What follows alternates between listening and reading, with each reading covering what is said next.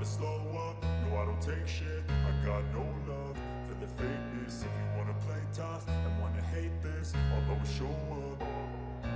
I don't ever slow up, no I don't take shit. I got no love for the fakeness. If you wanna play tough and wanna hate this, I'll always show up and make a statement. I don't ever slow up, no I don't take shit. I got no love for the fakeness. If you wanna play tough and wanna hate this, I'll always show up and make a statement. Everything. Mantan Direktur Tim LCR, Oscar Haro menyebutkan perbedaan rivalitas Valentino Rossi dan Marc Marquez dengan Fabio Quartararo dan Francesco Bagnaia. Turunnya tensi rivalitas antar pembalap disebut-sebut menjadi alasan turunnya angka penonton MotoGP 2022. Pensiunnya Valentino Rossi pada musim lalu, dan kerap absennya Marc Marquez selama 3 musim ini membuat rivalitas di MotoGP sedikit bergeser. Pada era sekarang, muncul rivalitas baru antara Fabio Quartararo dan Francesco Bagnaia. Pada 2 musim ini, keduanya juga saling jegal dalam perebutan gelar juara dunia.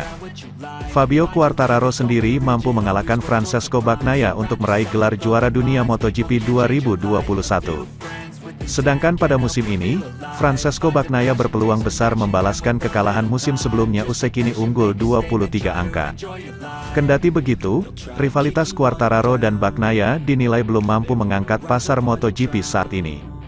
Menurut Oscar Haro, minimnya pertarungan antara Quartararo dan Bagnaia di atas lintasan menjadi salah satu alasan kecilnya tensi di antara mereka.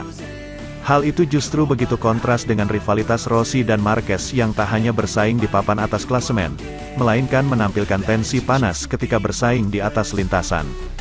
Marc mengatakan bahwa Anda harus memiliki perasaan yang baik ketika itu bukan saingan langsung Anda, kata Oscar Haro dikutip Sportfit dari motosan.es. Tidak ada balapan di mana kita melihat Bagnaia dan Quartararo bertarung. Jika itu terjadi, perasaan baik itu akan berakhir. Mereka adalah rival di klasemen kejuaraan, bukan rival di atas lintasan. Itulah mengapa mereka tidak memiliki daya tarik seperti yang dimiliki Rossi, Marquez, Stoner, Lorenzo. Bagnaia dan Quartararo bukanlah pembunuh, seperti mereka. Terlepas dari itu semua, Fabio Quartararo dan Francesco Bagnaia akan kembali bersaing di seri penutup di MotoGP Valencia 2022. Francesco Bagnaia berpeluang menjadi pembalap Italia pertama setelah Valentino Rossi yang meraih gelar juara dunia MotoGP. Bintang Ducati itu hanya butuh finish di depan Fabio Quartararo untuk memastikan gelar MotoGP pertamanya. Serangkaian balapan yang digelar di sirkuit Ricardo Tormo itu akan digelar pada 4 hingga tanggal 6 November tahun 2022. Sementara itu, Direktur Yamaha MotoGP, Lin Jarvis, mengutarakan inisiatif Franco Morbidelli terlibat dalam pencarian solusi kadang malah mengganggu. Sejak menjalani operasi untuk memulihkan cedera lutut kiri, pembalap yang musim lalu memperkuat tim satelit, RNF Racing, mengalami penurunan kinerja, bahkan setelah ditarik ke Yamaha Factory Racing. Proses adaptasi dengan Izer M1 versi terbaru tidak mudah.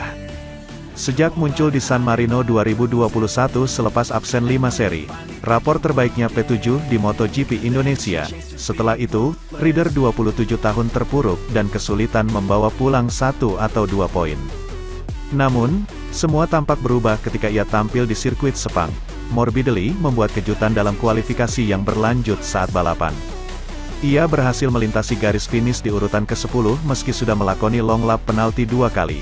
Akibat kecerobohannya menabrak pilot Aprilia Racing, Alex Espargaro pada lap terakhir, anak didik Valentino Rossi dijatuhi penalti 3 detik dan turun 1 tangga. Bangkitnya kinerja Frankie di Sepang membuat banyak pihak bertanya-tanya. Jarvis mengakui kemajuan tak lepas dari perbedaan pendekatan yang dilakukan sang pembalap. Rasa ingin tahunya terhadap konfigurasi mesin makin besar, ia tak ragu melibatkan diri dalam penentuan setelan M1 yang rupanya malah jadi bumerang. Franco ingin mengerti semua aspek teknis motor, kadang itu membantu, tapi ada saatnya pembalap menjadi lebih terlibat dalam setup, alih-alih menjelaskan feeling dan kebutuhan serta membiarkan teknisi dan insinyur untuk melakukan pekerjaannya, kata Jarvis kepada motorsport.com. Ada saat di mana Morbidelli terlalu terlibat dalam isu teknik tapi dengan pendekatan baru ini, tim yang memutuskan aspek motor, Frankie dipromosikan ke tim pabrikan lebih dini, setelah Maverick Vinales diputus kontrak, dan ketika melakukannya, dia malah cedera. Pada musim dingin, dia menyelesaikan masalah lutut, jadi kami mengharapkan lebih darinya musim ini, ujarnya.